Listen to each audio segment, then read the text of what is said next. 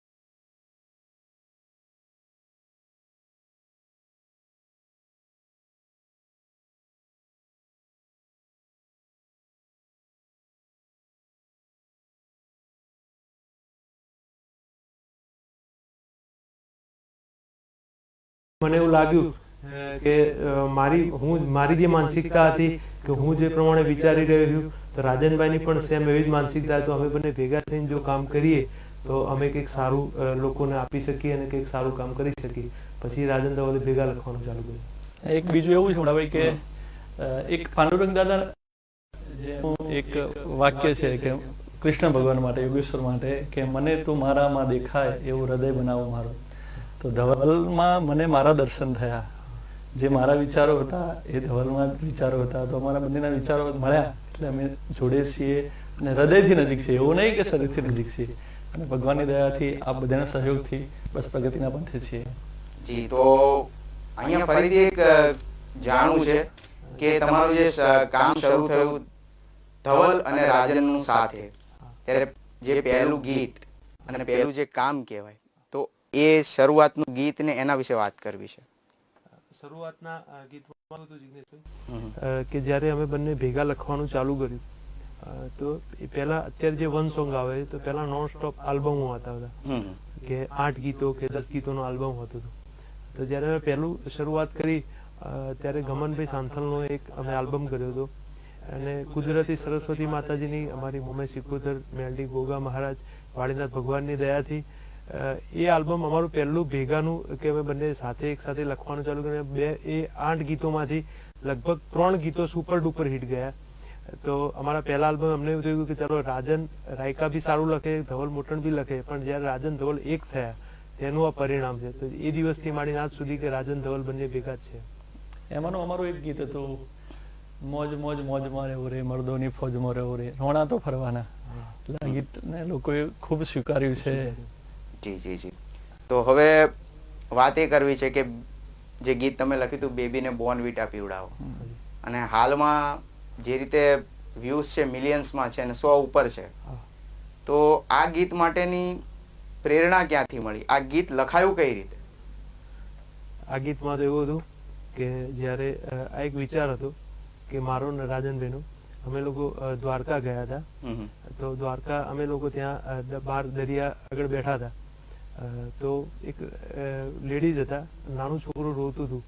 તો એમના હસબન્ડ કહે કે ચા કોફી પીતું હતું લઈ આવું, પણ બોર્નવિટા ક્યાંથી લાવું એમ. તો એ વખતે એક એવું હતું કે ભાઈ બેબીને બોર્નવિટા પીવડાવો, બેબી મૂડમાં નથી. તો આ એક થોટ મગજમાં જાગ્યો. તો પછી ભાઈએ કીધું, રાજનભાઈ આપણે આના ઉપર એક સોંગ લખીએ.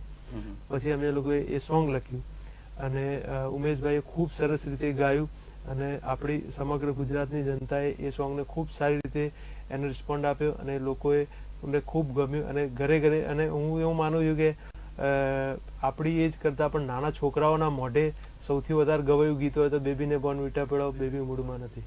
ઉમેશભાઈની પહેલા પણ 2 સિંગરોએ ગાયું હતું આ ગીત મોટાભાઈ, પણ ઉમેશભાઈના નસીબમાં હશે તો એમના કંઠે બી સરસ ગવાયું અને લોકોને ખૂબ પસંદ પડ્યું છે આજે.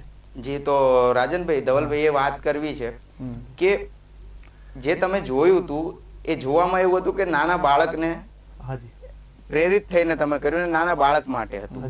પણ આ તો આવી ગયું આખું, આપણે કહેવાય તો એક અલગ જ એજ લેવલ સુધી આવી ગયું હતું. તો એની પાછળનું કારણ શું ને એ સ્વીકાર થયો છે અત્યારે, એ માટેની સફળતાનું કારણ જાણો.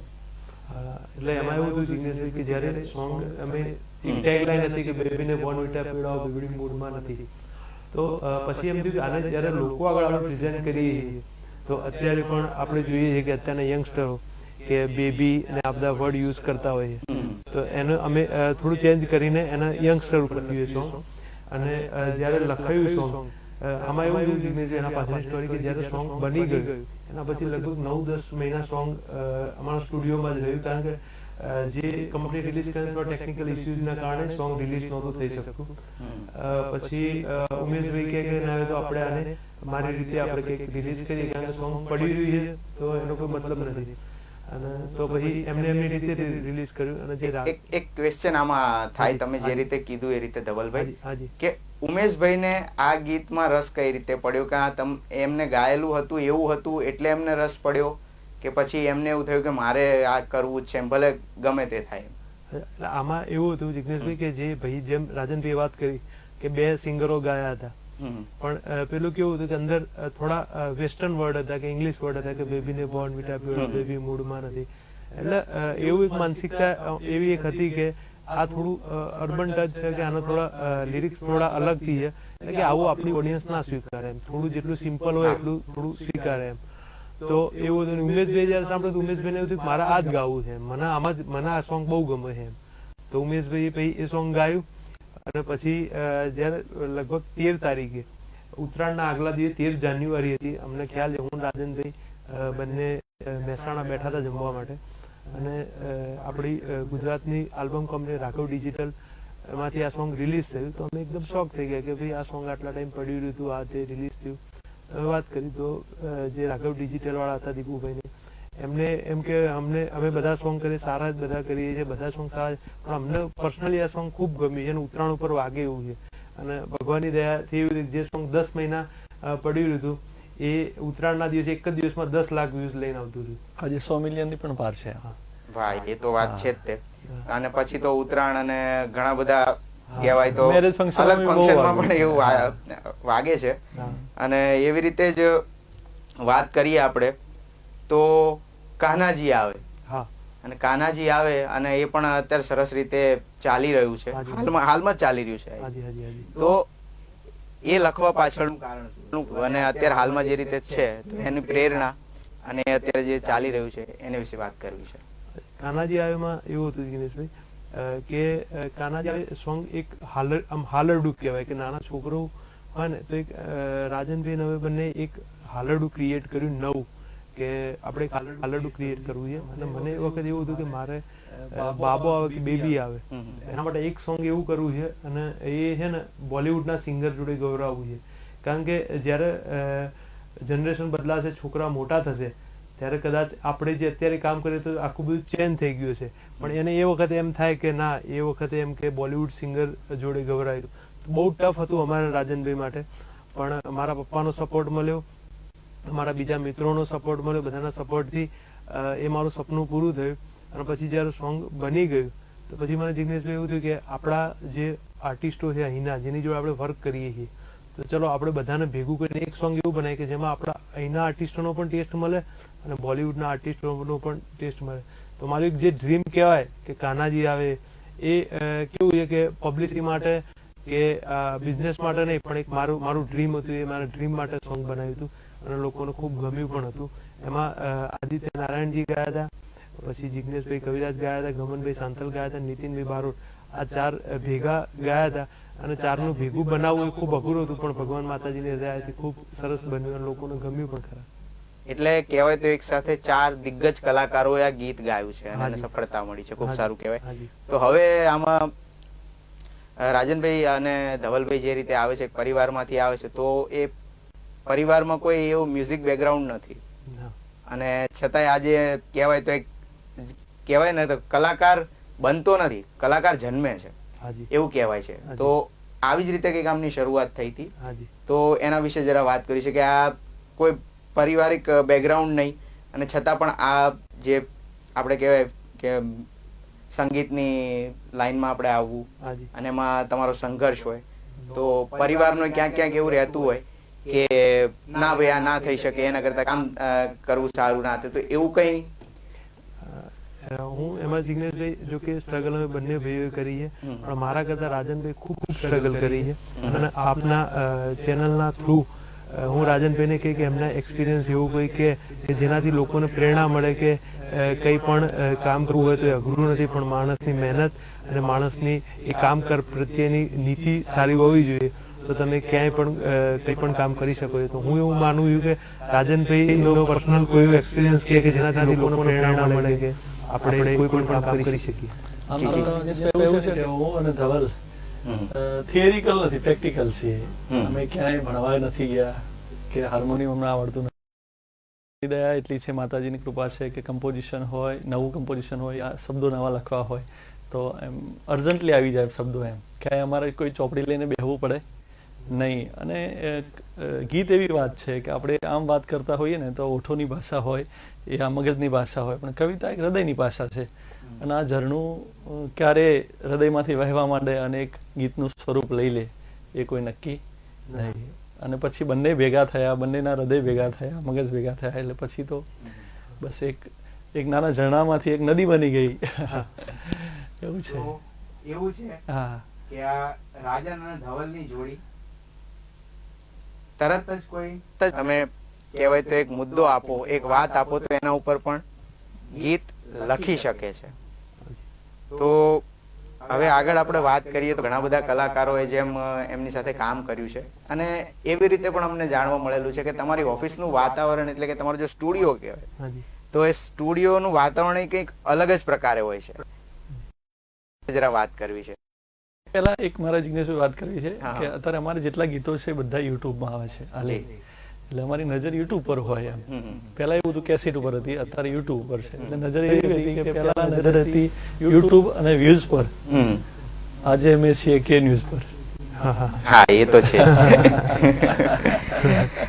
તો હમણાં જે ગીત જે છે જાણીતા કલાકાર આપણા છે કિંજલબેન દવે, એમને ગાયું છે હાજી. શિવજી ભોળા. હાજી. તો એ શિવજી ભોળા વિશે જરા વાત કરવી છે, એના આ છે તો જરા એના વિશે વાત કરે. શિવજી ભોળામાં એવું હતું કે કિંજલબેન ચાર બંગડી તો હા. આપણા ગુજરાતની શાન કહેવાય સોંગ. ક્યાંય કોઈ વિશ્વનો એવો ખૂણો નહીં હોય કે જ્યાં ચાર બંગડી ના સાંભળવા મળ્યું હોય. તો બેન અમે પહેલા જ્યારે અમે ત્યાં મહેસાણા હતા ત્યાં પણ અમે સાથે કામ કરેલું હતું. અને હમણાં પછી બેનને વાત થઈ અમારે કે આપણે શંકર ભગવાનનું એક સોંગ કરવું છે. તો અમે શંકર ભગવાનનું શિવજી જે સોંગ કર્યું રાજનભાઈ અમે બધે, તો એ સોંગ કર્યા પછી બેનને ખૂબ ખુશ થઈ ગયા, ખૂબ સરસ ગીત છે અને એનો રિસ્પોન્સ પણ ખૂબ જ સારો મળ્યો હતો. કારણ કે આ વખતે આપણે જે જીવન કે કોરોનાનો માહોલ ખૂબ ચાલી રહ્યો છે. અત્યારે દરેક જગ્યાએ મંદી ચાલી રહી છે. અત્યારે લોકો ખૂબ પરેશાન છે હાલ. તો આ માહોલમાં પણ એ ગીત ખૂબ સરસ ચાલ્યું અને આ મંદીના માહોલમાં પણ લોકોએ ખૂબ સ્વીકાર્યું.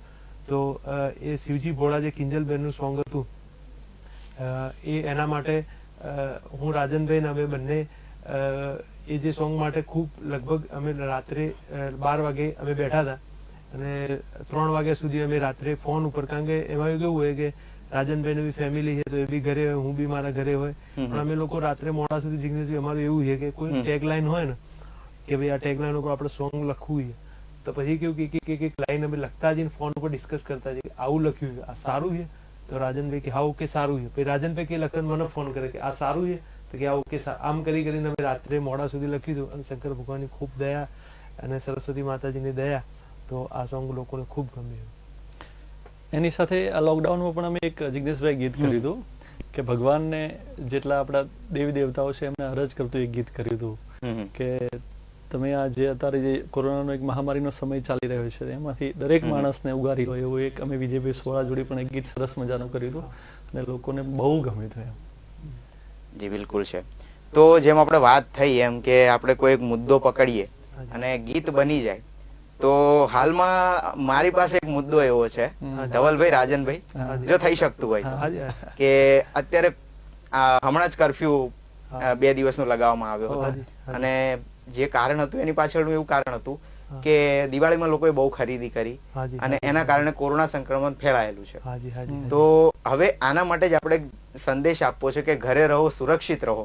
બરાબર છે કે ખરીદી કરો પણ એના માટે પણ જે સરકારની ગાઈડલાઈનનું છે પાલન કરો. તો આના માટે કોઈ એક એવું અત્યારે કોઈ શબ્દો ધ્યાનમાં આવે છે? હાજી, અત્યારે જે આપણે કોરોના મહામારીને કારણે ટૂંકમાં અત્યારે જે લોકડાઉન છે એના ઉપર અચ્છા થોડું અઘરું કરી દીધું પણ કરી દીધું. એના માટે છે ને એક લાઈન એવું કહેવા માંગે છે કે જે આપણે જે તમે વાત કરી કે દિવાળી અને જિગ્નેશભાઈ મેં બી એવું નોટ કર્યું છે કે જેવું આપણે લોકડાઉન ખુલ્યું ને એના પછી લોકો જે ફરવા માંડ્યા હતા અને જે ધાર્મિક સ્થળો બંધ હતા ખુલ્યા પછી પણ લોકો ટોળે જતા હતા. તો એટલે ધાર્મિકતા બી આપણી, ભગવાન બી આપણા અંદર જ છે આપણે માનીએ, પણ થોડું ભગવાન પણ એવું કે થોડી સાવચેતી રાખો એમ. તો કદાચ એક લાઈન કદાચ ભગવાન પણ અત્યારે એવું કહેતા હશે કે આપણા ન્યૂઝ થ્રુ હું કહેવા માંગુ ભગવાન પણ કદાચ જે પણ ભગવાનને આપણે માનતા હોઈએ તો ભગવાન પણ એવું કહેતા હશે કે અત્યારે કે અત્યારે નહીં, અત્યારે લોકડાઉનમાં ઘરે રહો, હમ હમ પછી આવીને માગો. હમ હમ મારા બાળક આજે નહીં અત્યારે તમે ઘરે રહો ને પછી આવીને માગો. હમ હમ સરકાર સમજાવે છે ને હું પણ સમજાવું છું, હવે તો તમે જાગો. વાહ વાહ વાહ. તો રાજનભાઈ, આમાંથી આ ઘણા બધા ગીતો છે, બરાબર છે, એમાંથી તમને આમ એકદમ હૃદયની નજીક હોય અને તમે આમ જનરલી આપણે ગાતા હોઈએ છીએ, તો એવું કોઈ ગીત તમારા હૃદયની નજીક હોય એવું? તો એક હૃદયની નજીકમાં તો છે ને મોટા ભાઈ, ગુજરાતના દરેક કલાકારોએ અમારા ગીતો ગાયા છે. એટલે દરેક ગીત ભાષા છે અમારી, એટલે જેટલા છે એટલા ગીતો બી ગમે છે. જે ગુજરાતના નામાંકિત કલાકારો છે એ કલાકારોને અમને ગમે છે, અમે એમને ગમીએ છીએ. એટલે આ બસ હમ ચલતે રહે ઓર કારવા બઢતા રહ્યા.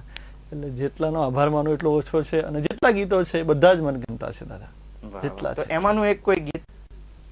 એમાંનું એક ગીત છે ગમનભાઈનું છે અમારું, કે રાધે હમ તેરે બિન હાથે. જિગ્નેશ કવિરાજનું છે, મને મળી લગનની કંકોત્રી, મને ખબર નહીં જાનું પર નહીં ગઈ. મારી ગીતાબેનનું છે ઓ કોના તમે ચોકણ, એ બી છે. પછી ધવલભાઈ બે ચાર વિજય વેસવાળાનું છે આજે તારો સમય કાલે મારો આવશે. રાકેશભાઈનું છે રામ જાણે. અને ઘણા બધા કલાકારો છે કે જેની સાથે અમે કામ કરીએ છીએ અને જેના સાથે અમે લગભગ ઘણા બધા ગીતો લખ્યા છે. પણ એમાં કેવું એક શબ્દમાં કે કોઈ પણ ગીત પ્રિય હોવું કે બધા જેટલા લખેલા ગીતો એ તમામ ગીતો અમારી હૃદયના ખૂબ નજીકના છે. અને એના સિવાય એક બીજું ગીત છે તારા રે ભરતભાઈ ઠાકોરે ગાયું હતું, જાણું છે મારા જીગર દર્શન કર્યું છે એમ. હાજી. તો તમે ઘણા બધા કલાકારો સાથે કામ કર્યું છે, જેમ તમે વાત કરી એમ, અને આજે બધા ગુજરાતના નામાંકિત ગાયકો છે, તો દરેકનો કંઈક થોડો થોડો એમની સાથેનો અનુભવ, કોઈ એવું રમૂજ વાત હોય, એવું કંઈક આમ કહેવા જઈએ તો કંઈક શીખવા જેવી વાત હોય, એમાંની કેટલી? એમાં એવું છે કે અમારા સ્ટુડિયોમાં એવું છે કે વાતાવરણ કે એટમોસ્ફિયર, કે સિંગર આવે ગાય એનું કામ કરે, પણ આ સિવાય પણ એક એટમોસ્ફિયર કે સિંગર હોય કે જે અમારાથી કનેક્ટેડ લોકો હોય એ ત્યાંથી નીકળે તો ત્યાંથી ફોન કરીને કે ભાઈ ચલો સ્ટુડિયો છે, તમને સ્પેશિયલ મળવા આવીએ. કામની વસ્તુ નથી કે કામ આપણે કામ તો પછી પણ સ્પેશિયલ આજથી નીકળ્યા હતા તો અમારું મન થયું તમને મળવા માટે, તો તમને મળવા આવીએ. એટલે જેટલા પણ સિંગરો છે કે જેટલા બી અમારા સાથે કનેક્ટેડ લોકો છે એ બધા અમારા સ્ટુડિયો સ્પેશિયલી અમને મળવા આવતા હોય છે. અને પેલું કેવું કે આર્ટિસ્ટ છે, એક સેલિબ્રિટી છે, માટે સેલિબ્રિટી છે, પણ એને ઘર જેવું વાતાવરણ અને એક હુંફાળું વાતાવરણ મળવું એ પણ જરૂરી છે. તો અમારા સ્ટુડિયોમાં રાજન ધવલ જોડે એ હુંફાળું વાતાવરણ અને એ ફ્રીલી બેસી શકે, બધી વાત કરી શકે, તો અમારા માટે એ જ મહત્વનું છે. હા, એ તો જે કંઈક નજીકનો સંબંધ હોવો બહુ જરૂરી છે. અને આમાં એક મુદ્દાની વાત એ કરવી છે કે જે બેબીને બોર્નવિટા પીવડાવો, એ જે સફળતા તમને મળી, 10 મહિના ગીત પડ્યું રહ્યું, અને પછી જે એને એક જ સાથે પીક મળ્યો, તો એના પછી જે કહેવાય તો એક ટર્નિંગ પોઈન્ટ પણ કહી શકાય. તો એના પછી જે તમારા કેરિયરમાં કે આજે જે તમારી જીવનમાં જે કે કામ બાબતે જે પરિવર્તન આવ્યું, કેવું હતું? એમાં એવું હતું કે જ્યારે રાજનભાઈ અમે સાથે લખવાનું ચાલુ કર્યું તો અમે થોડું અપગ્રેડ કે થોડું એજ્યુકેશનનો પણ ઉપયોગ કર્યો, કે ગીતોની અંદર ક્યાંક અંગ્રેજી શબ્દનો ઉપયોગ કરવો, ક્યાંક અંગ્રેજી શબ્દો લખવા. તો મને ખબર છે કે પહેલું અમે સોંગ એક લખ્યું હતું દીપોમાંનું, દીપોની સાઈન હશે જિંદગી ફાઈન હશે, અને અમારા ગમનભાઈ સાંતરામાર ભુવાજીએ ખૂબ સરસ એ ગીત પણ ગાયું હતું. તો એ ગાયા પછી એમ થોડું થયું કે ચલો આપણું કોન્ફિડન્સ લેવલ થોડું વધ્યું. એ રીતે બેબી બોર્નવિટા, તો એ બી એક વેસ્ટર્ન જોનર જઈ રહ્યો છે. તો એ સાંભળ્યા પછી ઘણા બધા આર્ટિસ્ટો અમને કહેતા હોય કે ઘણા લોકો કહેતા કે બેબી બોર્નવિટા જેવું એક સોંગ કરવું છે, બેબી બોર્નવિટા જેવું. એટલે પેલું એક એવું થયું કે અમારો જે આત્મવિશ્વાસ હતો લખવાનો એ વધારે જાગૃત થયો કે આપણે ચલો કંઈક નવું અપગ્રેડ કરવું હોય તો આપણે કરી શકીએ એમ. એટલે આત્મવિશ્વાસને એમ છે ને જમ્પ મળી ગયો એમ. એક અમારો ગ્રાફ જે લેવલ હતું એ આપની બધાની કૃપાથી બહુ આવી ગયું એમ, સરસ ગયું એમ.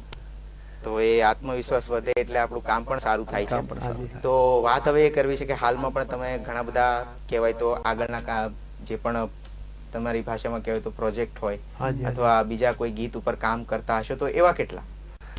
અત્યારે આમ તો છે ને ગુજરાતના દરેક કલાકારોના હાલ ગીત જેના અમારે કરવાના છે એમ. હાલ અમારે એક કાજલબેન મહેરિયા છે, એમનું બી અમારે ગીત કરવાનું છે, વિજયભાઈ સુવાળાનું છે, યમનભાઈનું છે, જિગ્નેશભાઈનું છે, અમારે દિવ્યાબેન ચૌધરીનું ગીત છે, રાકેશભાઈનું. એટલે ઘણા બધા પ્રોજેક્ટો એમ કહેવાય ને વેઇટિંગમાં અમારી પાસે એવું છે કે લોકો કે ભાઈ આપણે આ ગીત કરવું છે, આ ગીત કરવું છે, એટલી એમ કૃપા છે ભગવાનની એમ. એટલે હાલમાં બધું એક કહેવાય તો બધું પાઇપલાઇનમાં ચાલ્યા જ હા, કરે ચાલે છે, ચાલે એવું ચાલે છે. ચાલે જ કરે છે. હા, હા.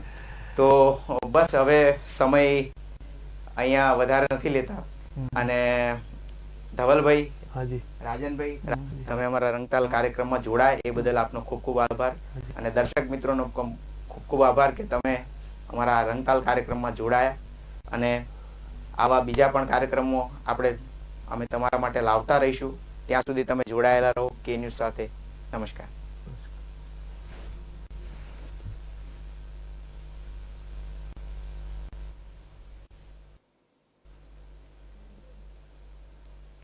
તો બસ મિત્રો, આ હતા ધવલભાઈ અને રાજનભાઈ કે જેમને આપણે એમની સાથે વાત કરી અને આપે પણ જાણ્યું કે દરેક કલાકારની પાછળ એક હીરો પણ હોય છે. જેમ આપણે સમજીએ છીએ તેમ કે જે પણ આગળ કામ કરતા હોય છે એમની પાછળ પણ એક હીરો કામ કરતા હોય છે. તો હાલના તબક્કે આપણે રાજનભાઈ અને ધવલભાઈ સાથે આની વાત કરી અને હજુ પણ આવા બીજા ઘણા બધા કાર્યક્રમો આપણે લાવતા રહીશું અને બીજા ઘણા બધા કલાકારો સાથે પણ વાતચીત કરતા રહીશું. તો ત્યાં સુધી આપ કે ન્યૂઝ સાથે જોડાયેલા રહો. નમસ્કાર.